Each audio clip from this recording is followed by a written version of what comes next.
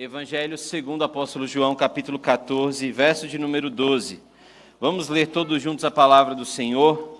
Diz assim a palavra do Senhor: em verdade vos digo, que aquele que crê em mim fará também as obras que eu faço, e outras maiores fará, porque eu vou para junto do Pai. Vamos orar mais uma vez. Bendito Senhor, conduz-nos, ó Deus, nesse momento em que a Tua palavra vai ser exposta e que toda a Tua igreja, Senhor, responda àquilo que o Senhor prometeu para nós, em graça e em verdade, com um espírito, ó Deus, totalmente devotado a continuar aquilo que o Senhor deu início em seu ministério. Ser com o pregador também, ó Pai, para que ele exponha a Tua palavra para a honra e glória do Teu santo nome apenas, em nome de Jesus. Amém. Meus irmãos, quando nós lemos esse texto aqui, nós estamos ouvindo uma promessa do nosso Salvador. E essa promessa ela é feita aos discípulos dele num momento delicado. Jesus está preparando os seus discípulos para o momento em que ele vai deixá-los. Ele está prestes a partir, e a maneira como ele consola, anima e chama cada um desses discípulos para o comprometimento com a glória de Deus, nada mais, nada menos é do que prometendo que eles fariam coisas maiores do que o próprio Cristo fez.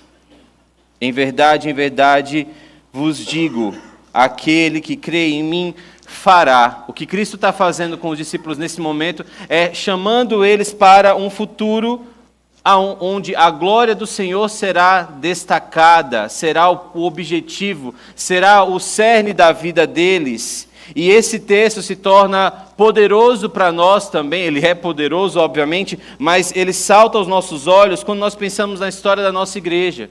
Se vocês repararam, nos últimos domingos nós temos falado um pouco sobre a história da nossa igreja e contado sobre essa história em que a glória do Senhor está sendo evidenciada, está sendo pregada, está sendo difundida, não apenas em Suzano, mas em diversos lugares na nossa região e também no mundo.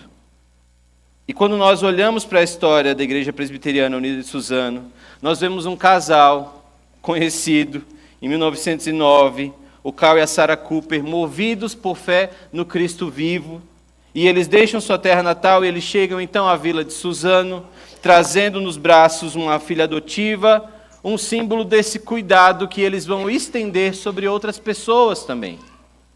Ali eles começam não apenas um orfanato, mas eles começam uma obra missionária.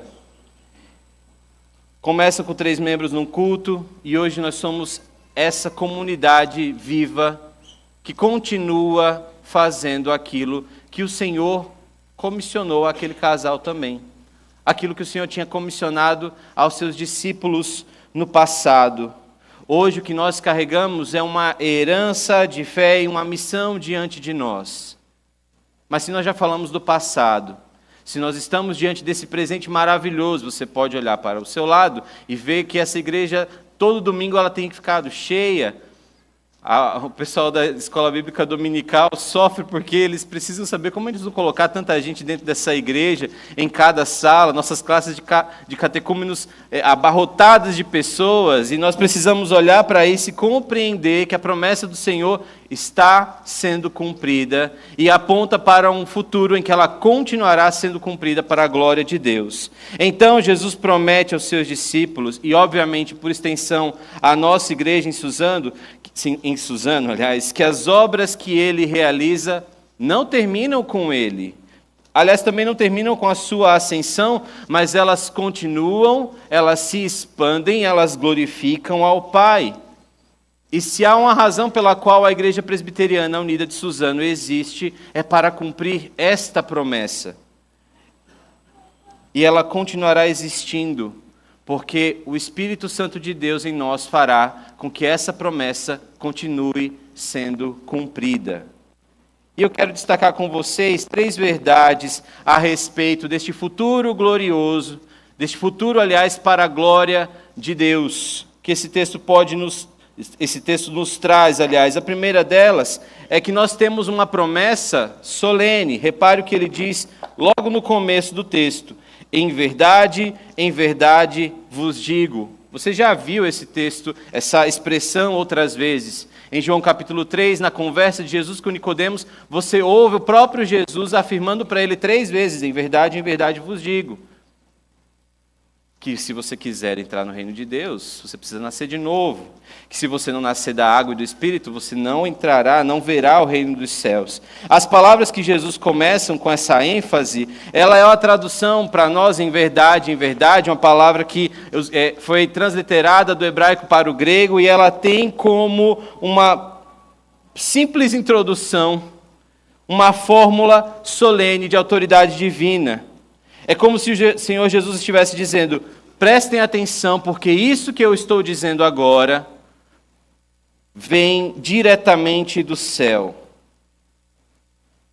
Nós falamos amém no final das nossas orações, e muito mais do que uma palavra comumente entendida como sagrada, ela é, na verdade, o empréstimo daquilo que nós lemos na palavra do Senhor para dizer que aquilo que nós oramos, em nome de Jesus, tem um peso de solenidade divina. Então, quando você falar amém para alguma coisa, pense no que você está falando. Cristo não está usando essa expressão à toa, ele está dizendo para esses irmãos que aquilo que ele vai dizer, a promessa que ele vai fazer logo em seguida, é uma promessa que não tem sombra de dúvida, que não pode ser colocada em descrédito, que não pode ser, mas será que vai acontecer isso mesmo? Não, é o próprio Cristo se despedindo, mas apontando o futuro para esses irmãos, dizendo solenemente que algo irá acontecer, dando uma certeza do que virá. Essa mesma certeza moveu os missionários e líderes da nossa igreja ao longo das décadas, e quando em 1943 a Igreja Evangélica de Suzano foi organizada formalmente, com poucos irmãos, ou quando o templo foi construído em 1949, com tijolo, mas também com muita fé, ou mesmo em 1975, quando 2 igrejas se uniram em comunhão para formar o que nós conhecemos como IPOS, a promessa de Cristo sustentava cada passo. É Cristo dizendo, em verdade vos digo que isso irá acontecer. E tem acontecido para a glória de Deus. Porque Jesus, ele não lança ideias, ele não tem propostas para você, ele não tem uma proposta para a Igreja Presbiteriana Unida de Suzano depois de 50 anos, será que 50 anos a mais seria legal? Vamos pensar no futuro como Igreja do Senhor. Quanto tempo será que a gente fica aqui? Vamos pensar um pouco. Jesus não está lançando uma ideia. Ao passo que Jesus nos comissiona, ele promete estar conosco durante todos os dias da nossa vida, para que nós façamos discípulos no nome dele. Jesus não lança ideias, meus irmãos. Ele afirma verdades eternas. Em segundo lugar, essa fé, além de uma promessa solene, esse texto nos evidencia uma fé para obras maiores. Ele diz, aquele que crê em mim fará também as obras que eu faço e fará maiores do que estas. O foco aqui, para muitos, pode estar nas obras, mas não é o foco principal. Reparem, aquele que crê em mim. A ideia na língua original mostra que a fé no Cristo que promete solenemente, ela é uma fé contínua, viva, ativa. Ela não é uma fé satisfeita com 50 anos.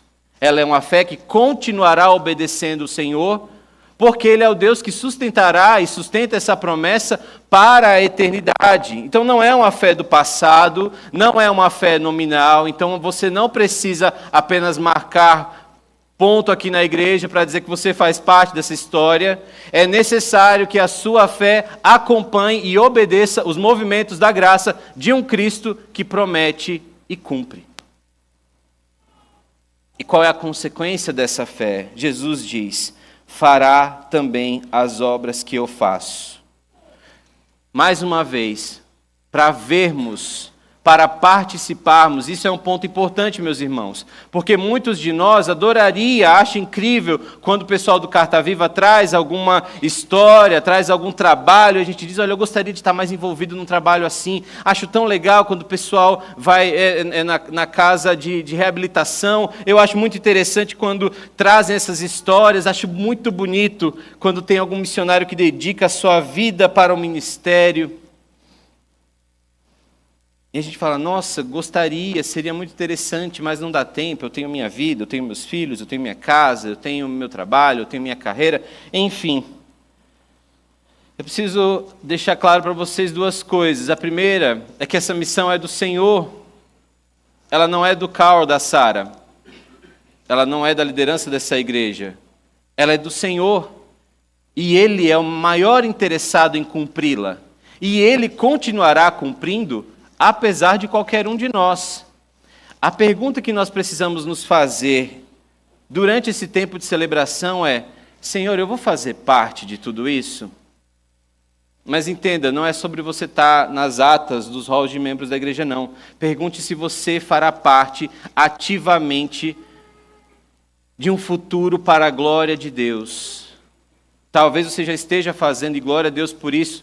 Talvez você não saiba como fazer e gostaria de participar mais, de estar mais à disposição, de estar convergindo para essa obra missionária que o Senhor tem feito aqui. Dá tempo, dá tempo. Mas se pergunte, Senhor, eu terei a oportunidade de fazer parte da tua missão?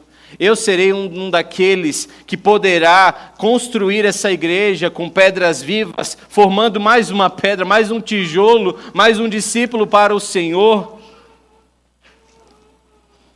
A consequência dessa fé, Jesus diz, fará também as obras que eu faço. Mas para você fazer, você precisa crer em Cristo Jesus. Não tem como você querer que essa igreja cresça se você não coloca a mão no arado. Para a viagem desses irmãos, eles vêm de longe, eles atravessam os ares para pregar o Evangelho, para pregar as boas novas nessa cidade. E passados 50 anos, uma cidade inteira é construída ao redor desse legado de fé e de obediência ao Senhor, de obediência ao Cristo ressurreto. E a única motivação para isso, a única razão disso acontecer é porque eles creram no Senhor Jesus. Aquele que crê em mim fará também as obras que eu faço. Fazer, realizar, executar é o mesmo verbo que Jesus usa para descrever os seus milagres, o seu ensino, a sua compaixão. Mas Jesus ele está indo além, porque talvez você esteja preocupado com o milagre, mas Jesus ele está indo além, ele diz, fará obras ainda maiores. Ou seja, maiores do que tudo que ele já tinha feito até essa conversa com os discípulos. E você pode se perguntar, o que pode ser maior? Será possível algo maior do que ressuscitar os mortos? Sim, é claro, maior em alcance, em extensão, em frutos de conversão e transformação. E para isso nós olhamos mais uma vez para a nossa história, para a história da igreja do Senhor Jesus. Quando a igreja nasceu em Pentecoste, 3.000 se converteram em um só dia, como Atos 2:41 nos diz. Algo que Jesus não realizou visivelmente em seu ministério terreno. Quando a Ipos evangelizou bairros inteiros, plantou congregações, cuidou de órfãos, educou crianças, acolheu feridos, ela estava fazendo as obras de Cristo e maiores. A promessa se cumpriu. Queridos irmãos, o mesmo Cristo que fez a promessa é aquele que sustenta a Ipos hoje. E se a nossa fé estiver viva, as obras continuarão e serão maiores ainda. Não se contenta com isso aqui não, por favor. O nosso Deus é um Deus grande, poderoso, Deus que ainda opera milagres, poderoso para salvar pessoas de coração duro como eu e você. Ele fará obras maiores, mas através de um povo que crê apenas nele e o obedece.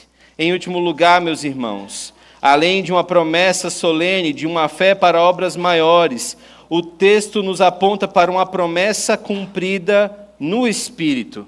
O finalzinho do versículo que nós lemos diz, porque eu vou para junto do Pai.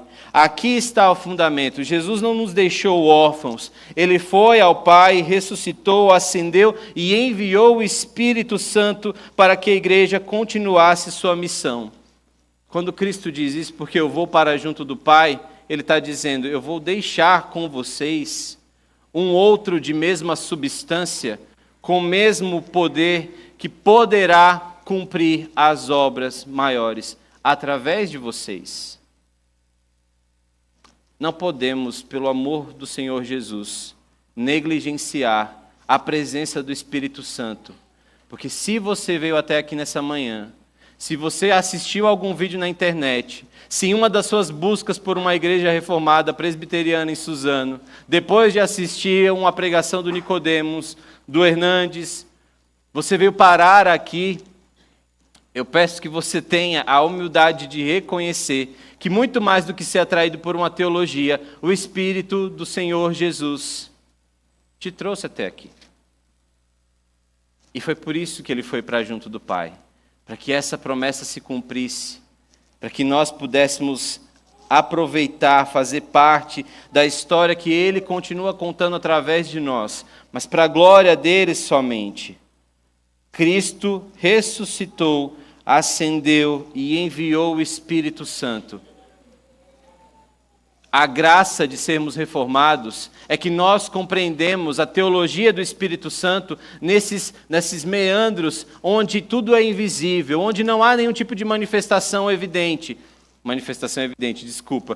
onde não há nenhum tipo de questão explícita, de demonstração de poder explícita, mas o Espírito Santo está fazendo uma obra silenciosa, enquanto você está pensando nesse momento, enquanto você está acolhendo essa palavra no seu coração, enquanto muitos estão sendo salvos pela graça do Senhor, e a regeneração que Ele produz acontece neste exato momento.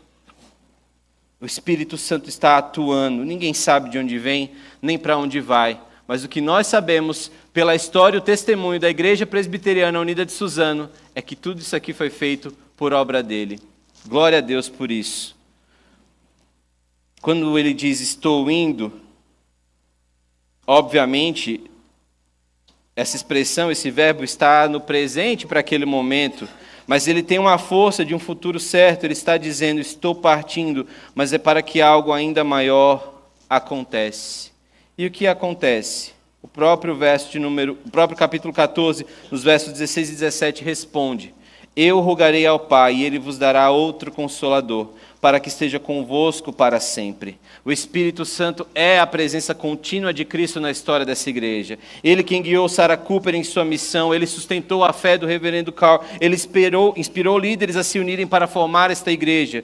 Se nós quisermos seguir em frente como igreja, devemos confiar, depender única e exclusivamente do poder do Espírito de Deus. Não das nossas estruturas, dos nossos programas ou dos nossos métodos, porque eles falham, eles mudam, e a história está aí para contar isso. Mas a glória do futuro da IPOS, aliás, o futuro da glória de Deus através da IPOS será a glória do Espírito operando entre nós.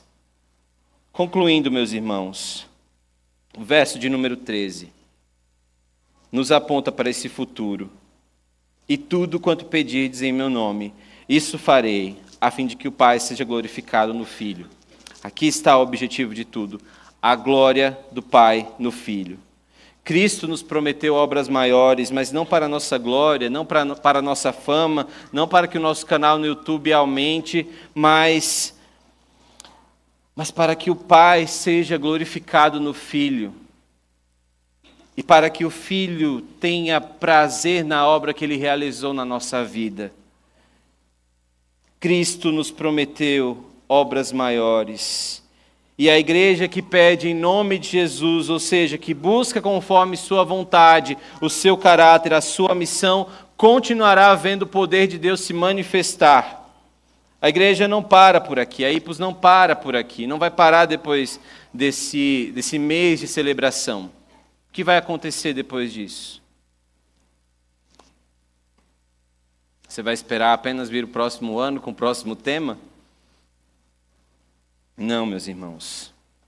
Somos responsabilizados ao olhar para a história do Senhor Jesus contada através dessa igreja. Somos responsabilizados a pedir em nome do Senhor Jesus que nos dê a oportunidade de, durante os próximos anos, continuar vendo o nome dele alcançando pessoas, pecadores como nós. Somos responsabilizados para orar em nome de Jesus, para que famílias sejam restauradas, para que viciados sejam libertados desse cativeiro, para que mentirosos encontrem a verdade e a vida, para que os perdidos encontrem o caminho que é Cristo Jesus. Crer com fé contínua, fazer as obras de Cristo, buscar a glória de Deus, é o chamado de Cristo para nós hoje. Você crê em Cristo de forma viva, presente, contínua? Ou você fechou a conta aqui, está tudo certo? As obras que você tem realizado são as obras que Cristo deixou para você cumprir? Ou você é só mais um consumidor, mais um espectador do que a glória de Deus tem feito nessa igreja? Você tem vivido e servido para que o Pai seja glorificado no Filho? Ou você está apenas esperando sua morte chegar? Hoje nós celebramos o que já foi feito. E mais do que isso, Jesus está nos chamando para um futuro de fé, missão e para a glória de Deus. Vamos ficar em pé, meus irmãos. Que o Senhor nos conduza em vida e obediência a Ele.